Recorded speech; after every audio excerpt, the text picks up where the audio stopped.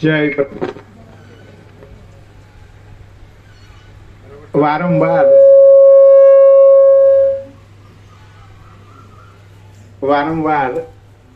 એક વાત તો કહું છું જ અને કહેવાનું મન થાય છે, મારા હૃદયનો ભાવ છે કે જેને જેને આ જન્મમાં પ્રભુના દર્શન કરવા મળ્યા છે એ આપણે ભાગ્યશાળી છીએ.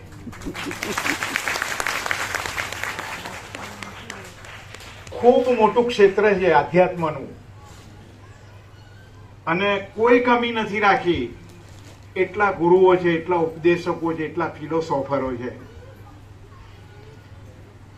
પણ આપણે જોયું પ્રભુ બેઠા અને 1 કલાક બરોબર એમનો વાણીનો પ્રવાહ ચાલ્યો.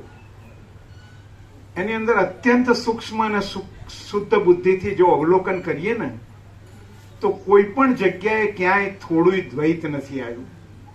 માત્ર પરમાત્મા જે પ્રકાશી રહ્યા છે પરમાત્માનું જ વર્ણન. આજ નહીં, 50 વર્ષથી પ્રભુ જ્યારે પધાર્યા અને ત્યાંથી જે વાણી ચાલી, જ્યારે જ્યારે પ્રભુનું મુખ ખુલ્યું ત્યારે ત્યારે માત્ર ભગવાન ભગવાન ભગવાન ભગવાન ભગવાન. હુંય નહીં, તુંય નહીં ને તેય નહીં, કોઈ નહીં ને કંઈ નહીં. આવું શુદ્ધ જ્ઞાન અમે ઘણા ઉપનિષદો સાંભળ્યા, ભણ્યા, અભ્યાસ પણ કર્યો, પણ જે રિયલ આત્મા શું છે, રિયલ ભગવાન શું છે, રિયલ ઈશ્વર શું છે, એની અનુભૂતિ અંદરથી પ્રભુને સાંભળીને થઈ. પ્રભુનો એવો પ્રકાશ છે અને પ્રભુ પોતે આ બોલવા બેસીએ તો એમ કહેવાય, અસિત ગિરિસમમ સ્યાત કંજલમ સિંધુ પાત્રે સુરતરવરુ શાખા લેખિની પત્ર મુર્વી લિખતી અધિ ગૃહિત્વા શારદા સર્વકાલમ તદપિતુના ગુણાનામ સ્વારમ ને આતી. કદાચ આખી મહાસાગરોની સહી બનાવવામાં આવે, તમામ ઝાડવાઓની કલમ બનાવવામાં આવે અને સાક્ષાત સરસ્વતી લખવા બેસે તો પણ પાર ના આવી શકે એવા આપણે અત્યારે દર્શન કરી રહ્યા છીએ. જુઓ, હમણાં 2 દિવસ પહેલા દિલ્હીની અંદર પેલી માતાઓ પ્રભુના પગ ધોતી હતી તો પ્રભુ શું કે આ લોકોએ બાળકોને ઉછેર્યા હોય ને એટલે એમને આ સાફસૂફી કરતા સારું આવડે. એમના માટે કોઈ ભાર, પ્રભુ માટે કંઈ નથી. પ્રભુના આપણે ભોજન કરતા જોઈએ, બોલતા જોઈએ, હરતા ફરતા જોઈએ, એ માત્ર પ્રકાશ છે, પરમ પ્રકાશ છે, પરમ આનંદ છે, પરમ શાંતિ છે. અને એના કારણે આપણે એ લાભ લઈ શકીએ છીએ. એ લાભ આપણને મળ્યો છે અને સાક્ષાત શિવ છે. આવું હજુ સુધી અમે કોઈ ગમે તેવા ગુરુને કે કોઈ મોટા સિદ્ધને અમે આવું કહેતા સાંભળ્યા નથી કે અમે પોતે જ પરમાત્મા છીએ. અને આપણને એવી અનુભૂતિ એ થાય છે. આપણે બધા જે અનુભવી રહ્યા છે એનું કારણ એ છે કેટલીય બધી ગુરુ પૂર્ણિમાઓ ઉજવાશે. દરેકની પોતાના ગુરુની જે શ્રદ્ધા હોય ત્યાં એ જાય, બધું થાય, પણ ત્યાં દ્વૈત ઉભું રહેશે. હું અલગ છું અને ગુરુ અલગ છે. જ્યારે અહીં આખો અનંત એક જ મહાચૈતન્ય પ્રકાશ છે. અનુભૂતિ પ્રભુ પાસે તાકાત નથી કોઈની, કારણ કે કંઈક નો કંઈક તો ભાંગરો વટાઈ જ જાય. જ્યારે અહીં ના વટાય, કારણ કે પ્રભુ પોતે પ્રકાશ છે અને પ્રકાશમાંથી સીધો પ્રકાશ આવે છે. આ કોઈ શાસ્ત્રો નથી, આ કોઈ મતિ જ્ઞાન નથી, આ કોઈ ગુરુ જ્ઞાન નથી. અમે પોતે જ્યાં આવીએ, જ્યાં બેઠા હોઈએ ત્યાં અમને આ પ્રભુનો પ્રકાશ સાંભળવાથી અંદરથી રિયલ શાંતિની અનુભૂતિ થાય છે. આપણે બધાનું શું જોઈએ છે? બુદ્ધે આટલું બધું ત્યાગી અને નીકળી ગયા. યશોધરા જેવી પત્ની ત્યાગી, રાહુલ જેવો પુત્ર ત્યાગ્યો, કપિલ વસ્તુ જેવું રાજ ત્યાગ્યો અને કહ્યું શું કે દુઃખ છે, દુઃખનું કારણ છે, દુઃખનો ઉપાય છે, ઉપાય સંભવ છે. એ આ જ દુઃખ છે. આપણને કોનું દુઃખ કોને ગમે છે? કોઈને નથી ગમતું. બધા આપણે ઈચ્છીએ છીએ. જો આપણા ઘરની અંદર છોકરોને બહુ બાંધતા હોય તો કહી દો, એટલે શાંતિ રાખો ને યાર, લો પૈસા લેવા લઈ જાઓ, શાંતિ રાખો. સાસુ બહુ બાંધતા કે શાંતિ રાખો ને યાર, શાંતિ શબ્દ એટલી બધી, આપણે કોકના ઘેર ઝઘડાનું સમાધાન કરવા જઈએ તો એવું કે એટલે એ શાંતિથી જીવન ભગવાને આટલું આલ્યું, શું કરો બાજો છે, બરોબર. આ શાંતિ એ બહુ મોટી જબરજસ્ત વસ્તુ, અને એનું મોટું સૂત્ર પ્રભુએ આલ્યું, શાંતિ હૈ સબ કુછ હૈ, શાંતિ નહીં તો કુછ નહીં.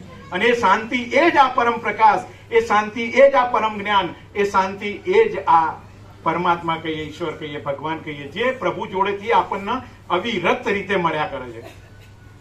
અમે ગંગોત્રીથી ગંગાને જોઈએ છીએ તો ગંગા હજારો વર્ષ પહેલા નીકળી અને હજુ સુધી વયા કરશે, તો ગંગાની અંદર ગંગા સિવાય કઈ હોય ખરું? એવી રીતે અમે જયારે ઢસા ગયા અને જે ઘર જોયું કે જ્યાં આગળ આ પરમચિદાસ ગંગા પ્રગટી, તો એની અંદરથી જ્ઞાન પ્રકાશ સિવાય કઈ હોય ખરું? એ જ્ઞાન પ્રકાશ આપણના મનુષ્ય અવતારની અંદર મળવા આપણને પ્રાપ્ત થયો છે, આપણે સાંભળીએ છીએ. અને એવો ક્લિયર પ્રકાશ છે કે ક્યાંય આપણે ગૂંચવાઈ ના જઈએ. એ પ્રકાશની અંદર હું નથી, એ પ્રકાશની અંદર માત્ર પ્રકાશ છે. અને એવો જ પ્રકાશ છે કે જ્યાં આગળ દ્વૈતનું નામ માત્ર કશું છે જ નહીં. કેવો પ્રભુએ વાત કરી કે અમારા હાથમાં યોગ વાસિષ્ઠ આવ્યું અને જેવું અમે વાંચ્યું કે ભગવાન પણ માયા છે, તો હાઇડ્રોજન બોમ્બ ફૂટ્યો. જીવ કલ્પના જગત કલ્પના ઓલ ઇઝ કલ્પના, અને પછી જે પ્રભુએ ભડાકો કર્યો, ગોડ ઇઝ કલ્પના. બધું જ કલ્પના છે એમ. અને જે પ્રકાશ છે એ સત્ય પ્રકાશ છે. આવો પ્રકાશ આપણને વારંવાર વારંવાર વારંવાર સાંભળવા મળે છે. કેટલી કરુણા છે કે પ્રભુ એક ક્ષણ કોઈ મળી જાય ને તો એક ક્ષણ માટે પ્રકાશ કર્યા વગર આપણને છોડતા નથી. કેમ? કારણ કે આપણું કલ્યાણ થાય. આપણને એવો વિશ્વાસ છે, આપણે એવો વિશ્વાસ ધરાવીએ છીએ કે છેલ્લે મને મારા રૂપિયા કામ આવશે, મારા સગા કામ આવશે, મારું મકાન કામ આવશે, મારી પ્રતિષ્ઠા કામ આવશે. આ બધું આપણો વિશ્વાસ છે. પ્રભુ એમ કહે છે કે તમને છેલ્લે આ જ્ઞાન જ કામ આવશે. આ જ્ઞાન જો અંદરથી સ્ફુરી ગયું, બોમ્બ ફૂટ્યો અને અંદરથી એમ થયું કે હું પોતે જ પરમ ચિદાકાશ, પરમ જ્યોતિ, અખંડ જ્યોતિ છું, તો એ આપણું અપાર કલ્યાણ છે. એટલે જેટલો આપણે લાભ લઈએ છીએ પ્રભુનો એ ઓછો છે. વ્યાપકની અંદર પણ પ્રભુ આ એમનો અવાજ આવે છે. એટલે આ ઘણીવાર પ્રભુ કહે છે કે સવાર સવારમાં સાંભળવા ક્યાં મળે એમ. તો ખરેખર આપણે જેટલો લાભ લઈએ અને જેટલો લાભ લેવડાવીએ, અમને તો ઘણીવાર એવું થાય છે કે આ 7 ખંડના 800 કરોડના આની જ જરૂર છે, બીજા કશાની જરૂર નથી. અને જુઓ, ગવર્મેન્ટે હમણાં 2-4 દિવસ યુટ્યુબ ઉપર જોતો હતો તો એની અંદર ભગવદ્ ગીતાના કોર્સની અંદર એન્ટર કરી અને કહ્યું કે પત્રો લખજો દરેક કલેક્ટરને કે આધ્યાત્મ જ્ઞાન મનુષ્યને સૌથી પહેલું જન્મીન તરફ પ્રભુ કે આત્મજ્ઞાન કરી લેવું જોઈએ. કારણ કે જયારે કોઈ પણ પ્રશ્ન, કોઈ પણ પ્રોબ્લેમ ઉભો થશે, મન અશાંત થશે, ત્યારે માત્ર આ જ્ઞાન જ એનો વિકલ્પ છે, બીજો કોઈ વિકલ્પ નથી.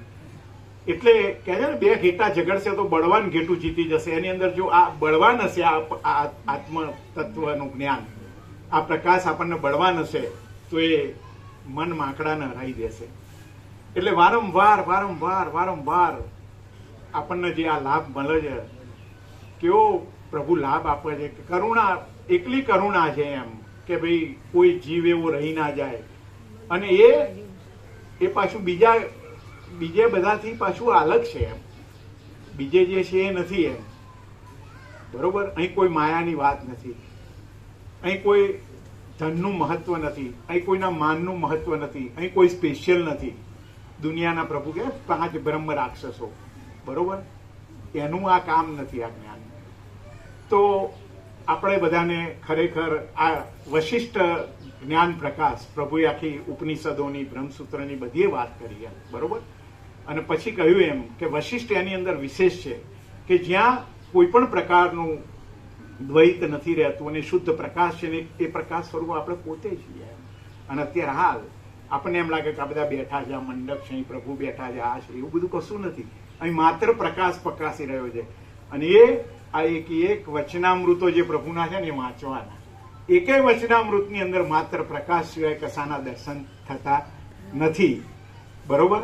તો આ મને તો મારા જીવનની અંદર જે લાભ મળ્યો એમ શું, એટલે હકીકતમાં અમને તો એવું લાગે છે અમે કોઈ શાસ્ત્ર જોઈએ ને એના કરતાં જયારે પ્રભુ મુખ ખોલે છે ને અને પ્રભુ જયારે એક શબ્દ બોલે છે ને ત્યારે એ બહુ અનોખો હોય છે, એક જબરજસ્ત તાકાતવાળી વસ્તુ હોય છે એમ. તો ખરેખર આજે રિયલ વ્યાસ પૂર્ણિમા જેને કહેવાય, બરોબર, વેદ વ્યાસે જે હજારો ગ્રંથો લખી અને જે આપણને સમજાવવા માંગતા હતા કે રિયલ આપણે શું છીએ, આ બધું શું છે, આ બધું કોણ છે, શું છે, તો એ એકલો પ્રકાશ છે, અનંત પ્રકાશ છે, અનંત આનંદ છે, અનંત શાંતિ છે. એ હવે આપણા જોડે આત્મક તો બધા ગયા આપણા, એટલે આપણી જોડે જે સમય બચ્યો છે ને એ માત્ર આ પ્રકાશ લેવાય એટલી જ શક્તિ આપણા શરીરોમાં બચી છે એમ. એટલે આપણે વધુ ને વધુ આ પ્રકાશનો લાભ લઈએ છીએ, લેતા રહીએ. બરોબર? ખરેખર પ્રભુ આપણને દર્શન કરે છે. બરોબર? ત્યાં કોઈ દેહ નથી એમ, એ માત્ર પ્રકાશ છે.